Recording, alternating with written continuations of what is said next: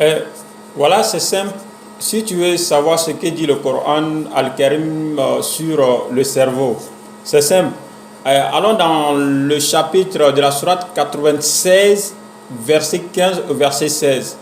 Allah subhanahu wa ta'ala, au sujet d'un des mécréants malveillants qui interdisait au prophète Muhammad sallallahu alayhi wa sallam de prier dans la Kaaba. Comme nous le savons, au départ il était combattu, on l'empêchait de prier dans la Kaaba. Donc Allah subhanahu wa ta'ala va s'adresser à ce mécréant dans cette sourate que je cite, Bismillahirrahmanirrahim. Il dit: mais non, s'il ne cesse pas, nous le saisirons certes par le nasiya.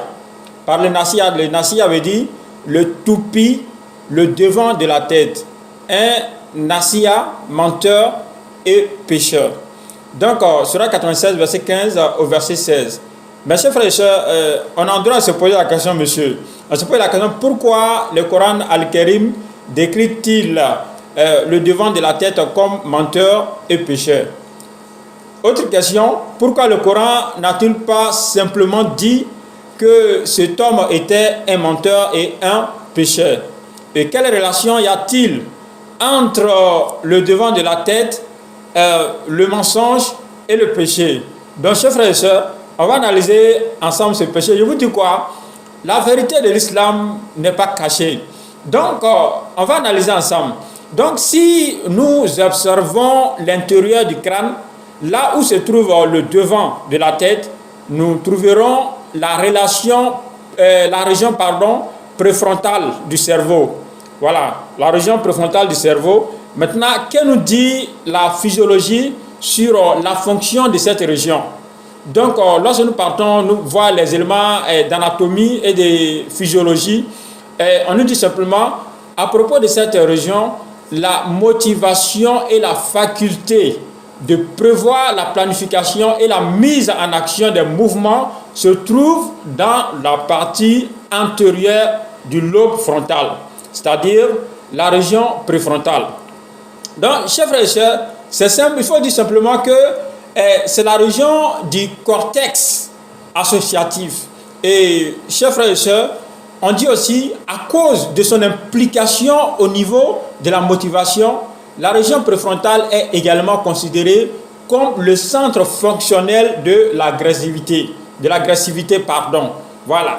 Donc, cette région du cerveau est responsable de la planification. J'espère que tu me suis. Est responsable de la planification, de la motivation et de la mise en action de bonnes et de mauvaises actions.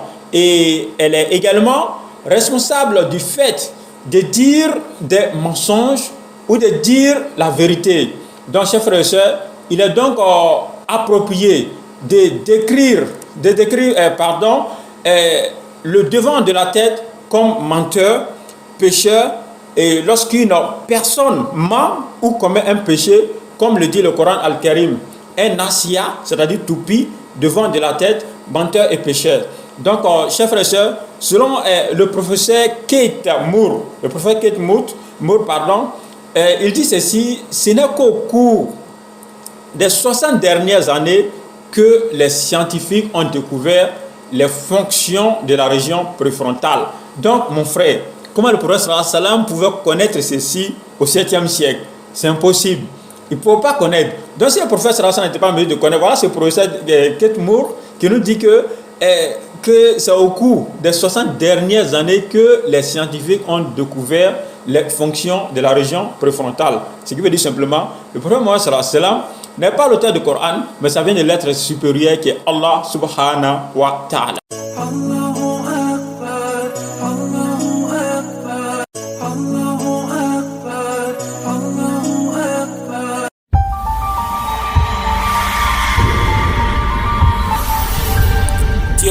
Vision Plus, la voix des sans voix.